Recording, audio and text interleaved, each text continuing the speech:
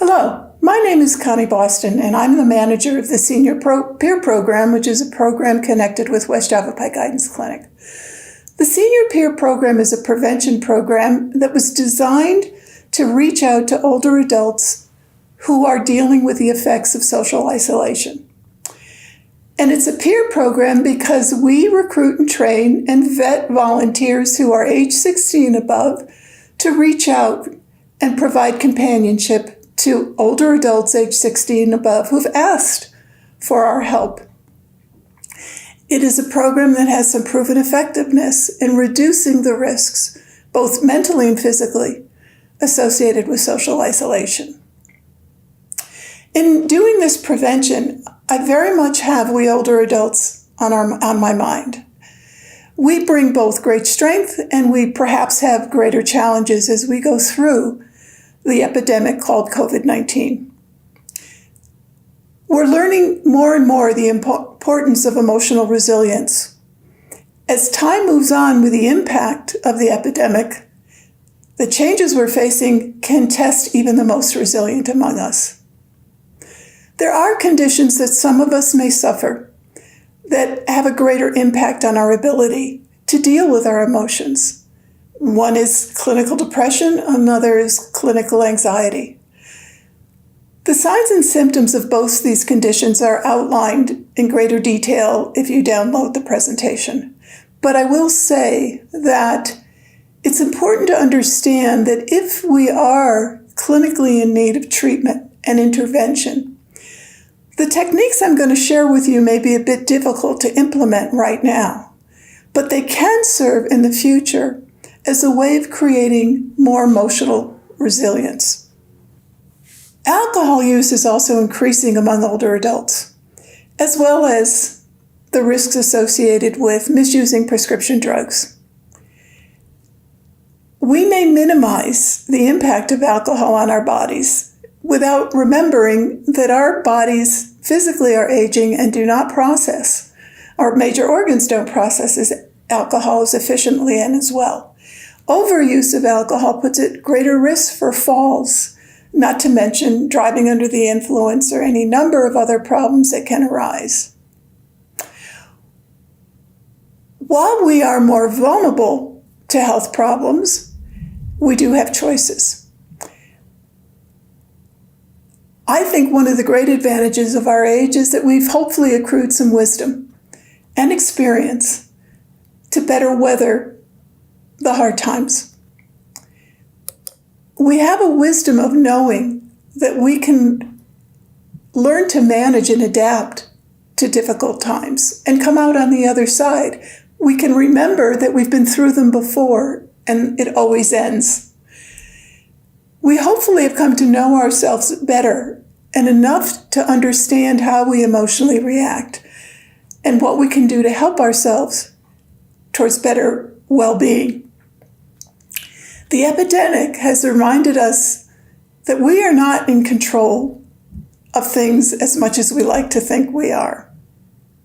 So one of the good things in talking about emotional resilience is to talk about the things we are in control of, although we may not realize that. We are in control of the attitudes we choose to have. While our emotions are instantaneous, we control how we manage them. How we think has a great deal to do with how we react and our attitudes. And once we have become aware of what those reactions are, we can make choices. One of the things that has been wonderful to observe that during this time, we are witnessing so many acts of kindness and generosity of people who are reaching out and caring for others. We know that kindness, in fact, has an effect on our immune system. Consider this study that was conducted with a group of Harvard University students. 132 students watched a 50-minute video of Mother Teresa carrying out acts of kindness. Prior to watching the video and after watching the video, the students were administered test swabs to collect saliva that contained an immunoglobulin that has a great deal to do with providing immunity to certain viruses, bacteria, and other pathogens that can help fight, particularly things we ingest in our mouth. After watching this 50-minute video, the students definitely experienced an increase in the positive immunoglobulin A. And in fact, tested an hour later, the effects were still raised. This is an important thing to remember, and that is how our mind affects our body. They are not separate. And the power of the mind perhaps is something we don't give enough credit. It was thinking and perhaps feeling connection with Mother Teresa and her acts of kindness that helped people to experience kindness in a way that changed their immune system. If we think about this, it is unfortunately true that we are much more apt to remember and react negatively. For example, most of us are pretty aware of the impact of chronic stress on our health. But how often do we think about the fact that our thinking can in fact have the reverse effect and a very positive effect? So now we're moving into talking about the 7 habits of happiness that are backed by science. Science has now confirmed that with certain practices, we can change the neural pathways of our brain. In fact, it turns out that happiness is a set of skills we can learn through practice. Let me talk a bit about what I mean about happiness. It is not so much the fleeting happiness that we may experience with excitement. It is a sense of deep-seated well-being that helps us look at life on a more positive side.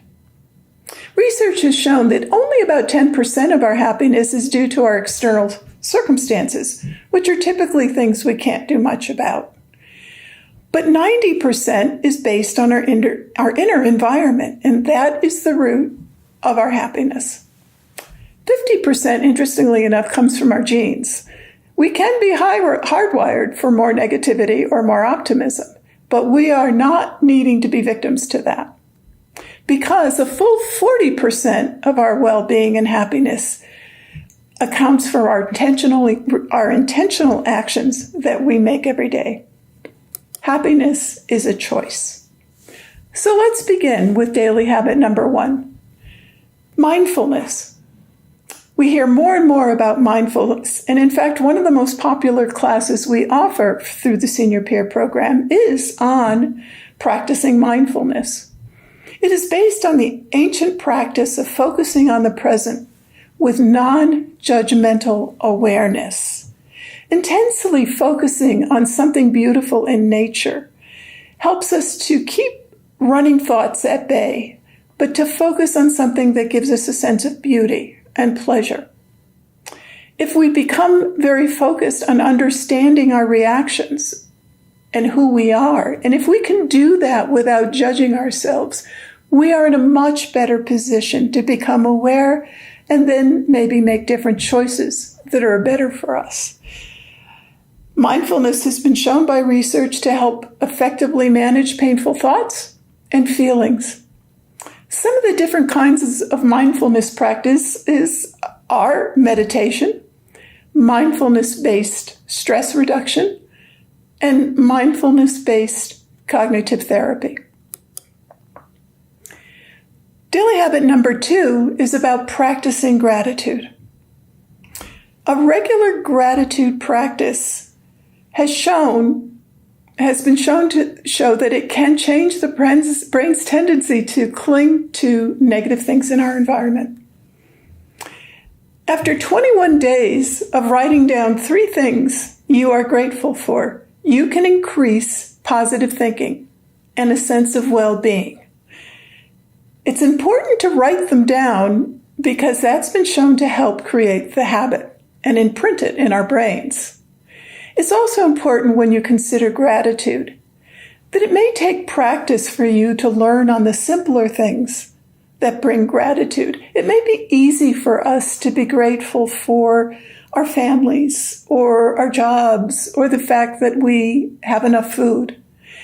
But think about being grateful to a simple daily event that makes you feel pleasure and joy. The more you do that, the more your awareness will increase. Moving to the daily habit number 3. This won't surprise you. It's exercise, having a balanced diet, and enough sleep. In fact, it may be the most effective happiness booster of all. We know that happier people experience better health, while the reverse is true for people with depression and anxiety. A sense of well-being may make it happier to practice these habits. But I do want to say, many of us struggle with this, and it may be very difficult to be consistently disciplined about diet, about exercise. And we may have many things that interfere with sleep. And of course, this takes some work and commitment. But also be kind to yourself, because if you can make improvement in just one area, you will experience the benefits that we're talking about. So try to start or improve a little on something you're already doing. Daily habit number 4 is about doing good. Remember what I talked about in the Mother Teresa study.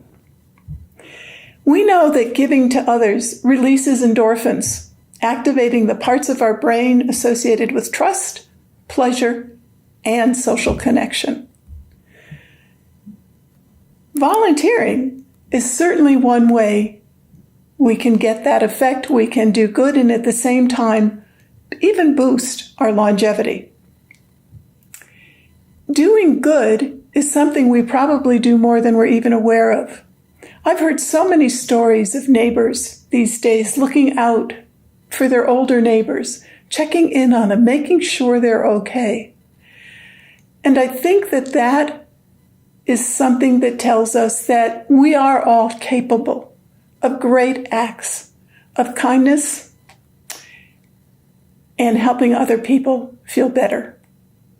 Daily habit number 5 is being vulnerable and open. Now, this may sound scary to some of us. Remember, being vulnerable does not mean being weak or passive. It means having the courage to be your true and authentic self, as much as you are able. Certainly, this requires building trust. And some of us may have had early experiences or trauma that makes it very difficult for us to be vulnerable and open. However, it is something we can work on, and some can definitely benefit with the help of a therapist. Think of this. If we are open to other people and vulnerable, they are much more likely to react in kind to us. And what happens then is the increase of deeper intimacy and connection to somebody else, something that we all require. Moving on to number 6, talking more about social connection, and certainly that is on our minds a great deal. Many people have said that we kind of wish that instead of using the phrase social distancing, we really should use the phrase physical distancing. Because in fact, in spite of our limitations, we must be diligent in keeping our social connections going. And we have many ways and opportunities to do that, even though we may not be able to be physically close. Keep in mind that happiness is collective. It has a great deal to do with the happiness of others we are deeply connected to. It can boost our mental and physical health, even, as I've said earlier, our immunity and our longevity. Happiness, as it turns out, is even contagious. It can even impact the friend of a friend. So think carefully about your social connections. Are they meaningful? Do you have the opportunity to have enough? Do you think you need to increase them? Or do you need to reevaluate some relationships? Because in the same way happiness is contagious, so can negativity be contagious. And finally, the last daily habit. And it's about purpose and meaning in our lives. Whether we're working or volunteering, it's important to do what gives us a sense of purpose and has meaning to us. People thrive in environments where their strengths are emphasized. Whether we're meeting a challenge of working towards a goal as a team, or having a joyous experience with others who share similar interests, it is true that what we're doing, when it's well suited to our skills, we feel a sense of being in the flow. It is as if it becomes effortless to do our work. And there are the positive chemicals that flood the brain when we're in this place, positive dopamine. And that also activates all the learning centers of our brain. And you may, when thinking back, realize that when you are been in a position where you feel passionate about what you're doing, you become more creative. You learn more. You're sharper in your focus. So making sure we're spending enough time in our lives on what gives us purpose and meaning. It may not be easy sometimes to discover that, but be mindful of the fact that it changes. And we may not just have one sense of purpose or meaning. They can be many. I wanted to let you know, after we finish these 7 habits, that a great deal of the research and information for this presentation has come from the Greater Good Science Center from UCLA at Berkeley. There is a repository there of research on well-being, emotional intelligence, neuroscience. They offer a free newsletter and magazine that you can sign up for online if you'd like to experience learning more about this in depth. And attached to the written presentation is the website to go to. Thank you very much for your listening and your thoughtfulness about this. I wish you greater well-being.